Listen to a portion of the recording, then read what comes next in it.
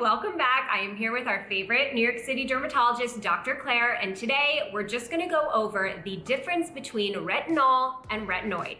This is still one of the biggest questions I get. People are always so confused saying, Jillian, I use retinol too. I use tretinoin. I got it at CVS. It's the Rock tretinoin. Can you explain the difference between retinol and retinoid? The easiest way I explain it is retinol's over the counter, retinoid's prescription only, but explain it as a doctor. So there are a few receptors, retinoic acid receptors, that are what we are studying. That's what the anti-aging data is based on. For a retinol to convert to a retinoid is multiple step process. So that is, for whatever reason, what is available over the counter besides adapalene, which is different brand, or La Roche-Posay has one as well. I think you're gonna see more and more of these coming out, and that is a perfectly fine retinoid to be using. Anything that you're buying that's retinol from Sephora, which is usually much more expensive, is not necessarily based on clinical data and requires multiple steps to become a retinoid. It might make you peely and flaky. It's not necessarily gentler. The only patients that I was originally putting on retinol are people, there are a few people that cannot use a retinoid, and there are a few retinols that are very easy to use. That being said, as I have been a practicing dermatologist, this has become also something highlighted by pharmaceutical companies coming out with things like Araslo, which is moisturizer and a half percentage, so 0.045% instead of 0.1% of tazarotene, which is one of the molecules that's retinoid. Also, there's things like Renova, which is an anti-aging thing that's been out forever, which is tretinoin with also moisturizing base. So there have been ways that pharmaceutical companies have made the retinoids more and more tolerable. That being said, I think it's just that people are not really in the know, and they go to Sephora thinking that skincare is not necessarily always has to be given by a dermatologist, which it doesn't.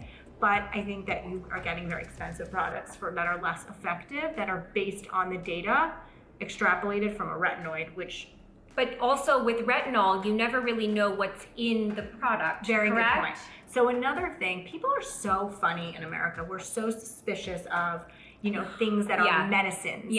But the truth of the matter, think of it this way, at least the medicines that you're getting are standardized. They're something that go through a process, and FDA has to look at the drug. Now, you still should be cautious and think about things. If they're new on the market, they might have been pushed through. There are some financial aspects of pharmaceutical companies that are not totally kosher. So yes, be suspicious to a point.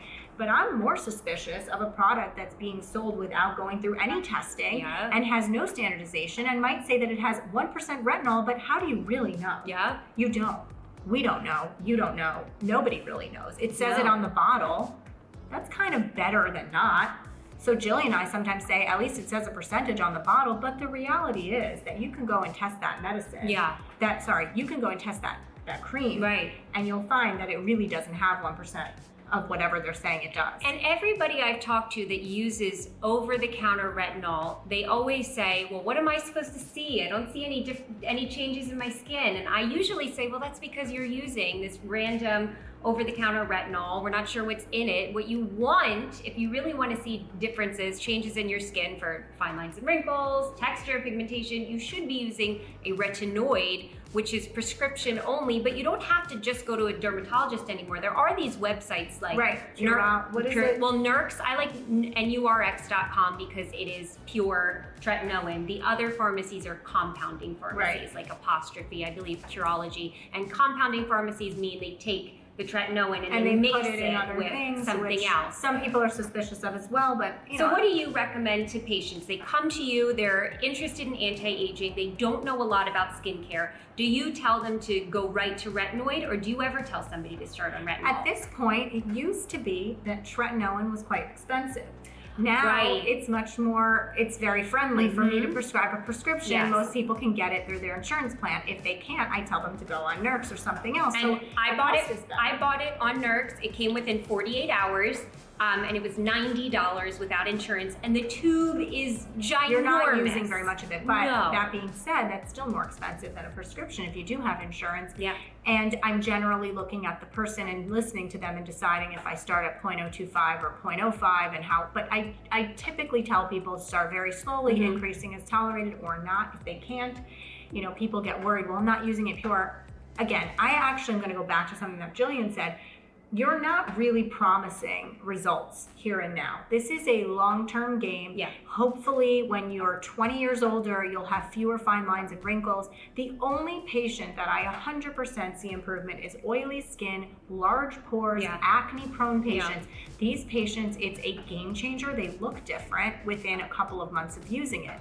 That's not true for me. I've been using it, you've been using it. I personally don't think my skin always looks better. To be honest, I tend to get into trouble where I get very flaky and peely and get frustrated and have to kind of scale back and go more. And so it's annoying to use. I use it because I believe in it. Yeah. But it's much easier to use a product like a little bit of glycolic acid or lactic acid, where you can do that and your skin looks glowy and amazing right away. Right. And those are easier to tell patients to use, but long term, that's just getting rid of the top layer of dead skin cells so that your skin looks healthier every day. It's not going to do anything. Long term, you want to try to acclimate to the retinoid if you can. And again, like Claire said, there are some great retinoids that, is it Altrino and Acleef that are mixed with the moisturizer? Is that what you said? No, Acleef is actually a newish retinoid that I never really jumped into. Is that not mixed with moisturizer? It's not. It's just Triaf.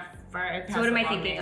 Altrino. Altrino, but that's expensive. That's $125 cash. So I think you can make your own. That's actually Retin-A Micro mixed with moisturizer. Yeah, you could do that's tretinoin. I put it on my face, and sometimes I put moisturizer right on top. So I am diluting it a tiny bit just to tolerate but the other thing that they have done is that they've encapsulated in Retin-A Micro so that it bypasses the epidermis. That's where you get irritated, so it goes deeper to the skin. That is true, but if your insurance doesn't pay, the truth is most people can tolerate the tretinoin if you just go slow and really use it. I would rather use that less frequently than someone spending $125 because no one is really going to see massive results. And that's another thing that we see on social media. People smearing and saying, but my skin's not better. Yeah. No one promised you that your skin was going to look better. So for people that can't tolerate a retinoid, would you send them to the next level down, which is the retinaldehyde, retinol? There's a lot of fancy companies that now have retinol. Yes, I think that's a cool new thing. So it goes retinol to retinal to retinoic acid. So yes, that retinaldehyde's even better, and those reputable brands that are really telling, when we meet with brands, sometimes what we're looking for is what they're telling us about the science and the pharmacists and people that are who's creating these kind of things, because that's really the only way. Looking at a little bit of data and talking to people who are the founders to understand if anyone's really doing any trials, any research, any clinical trials, any just regular old, in vitro, not in vivo samples, like something is good. So prescription retinoid, are there any retinol brands that you recommend? We did work with Medigate, and I thought their retinol I think Medigate has awesome retinol. And how about if somebody says, Dr. Claire, they come in to see you, I cannot tolerate a retinoid, I need to buy something from CVS today. Is there any retinols over the counter that you actually kind of like? Well, retinoid is different for $13. You mean different gel? Yeah, but that's a retinoid. That's forget about different gels. Retinol? So maybe any retinols? No. I don't really love any either. I don't do a lot of work with retinol. We always say if you need to buy something over the counter, grab different gel. It's $13. It's adapalene. It's marketed for acne, but it is a full anti-aging retinoid. And it was one of my favorite retinoids. A313 is not bad either. It's $20 from Walmart. It's the combination of 3 retinol esters. It's pretty nice. That's also a little more data, a little more heavy-handed than a plain old retinol. Especially, please don't spend money on a retinol. That seems kind of ridiculous. No. Not everyone has access to dermatologists, and there's so much information. There's so much skincare out there. Yeah. Ask us your questions on retinol, retinoid, skincare. We got the doctor here, and thanks. We'll see you next time.